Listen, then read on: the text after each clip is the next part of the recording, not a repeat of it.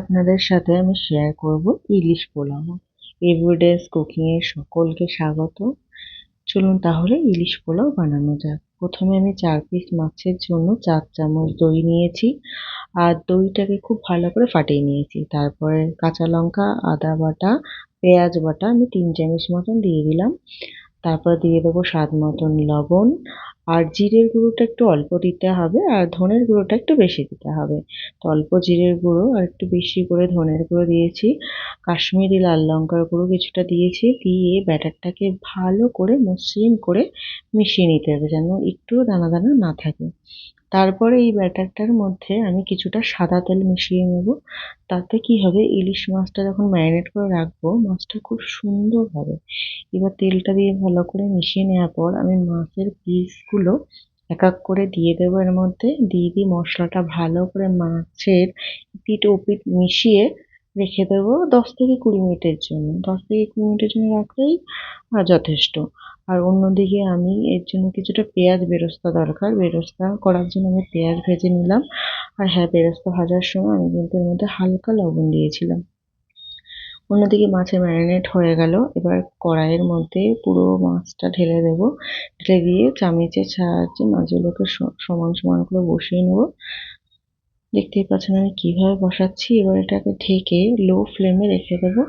মাছ থেকে অটোমেটিক্যালি জল ছেড়ে মাছটা ঠিক এরকম হয়ে যাবে। মাছটা যখন এরকম হয়ে যাবে তখন আমি হালকা হাতে এটাকে উল্টে নেব। আর অন্য সাইডে আমি কিছুটা চাল ভিজিয়ে রেখেছি, বাসমতি চাল, 30 মিনিটের জন্য। এই মাছটা যখন এরকম মাঝে মাঝে মাছটাকে উল্টে দিতে হবে যতক্ষণে 90% কুক হয়। 90% কুক হওয়ার পর মাছগুলোকে আমি একে একে তুলে নেব। গ্রেভিটা এখানেই থাকবে, এই মাছটাকে শুধু তুলে নিতে হবে। আর এই গ্রেভিটার মধ্যেই আমার যে ভেজানো চালটা ছিল সেটাকে দিয়ে দেবো। আর লো ফ্লেম দিয়ে ক্রমাগত এটাকে নাড়তে হবে যতক্ষণ না একটা চটপট চটপট আওয়াজ আসে। কন্টিনিউ নাড়তে হবে। যত আওয়াজটা আসবে তখনই মানে ভাতের যে পুরো ইলিশের যে গন্ধটা পুরোটা চালের মধ্যে মিশে যাবে। আর এর মধ্যে কিছুটা আমি পেঁয়াজ বেরেস্তাও মিশিয়ে নিলাম। নিয়ে চালটাকে আরো 2-1 বার ভালো করে ভেজে নেব। আর জলের পরিমাপটা সবচেয়ে দরকার। আমি এখানে 500 চাল নিয়েছিলাম, সেই মতো 1 লিটার জল ইউজ করেছি। জলটা দিয়ে ভালো করে ভাতটাকে নেড়ে চেড়ে রেখে দিতে হবে। আর এই সময় অবশ্যই একটু লবণটাকে চেক করে নিতে হবে। যদি মনে হয় কম হয়েছে তাহলে কিন্তু পরিমাণ মতন লবণটা দিয়ে দিতে হবে। আমিও চেক করে লবণ মনে হচ্ছিল কম, তাই লবণটা দিয়ে দিয়েছি। তারপর লবণটা দিয়ে ভালো করে পোলাওটাকে মিশিয়ে এবার ঢেকে দেবো।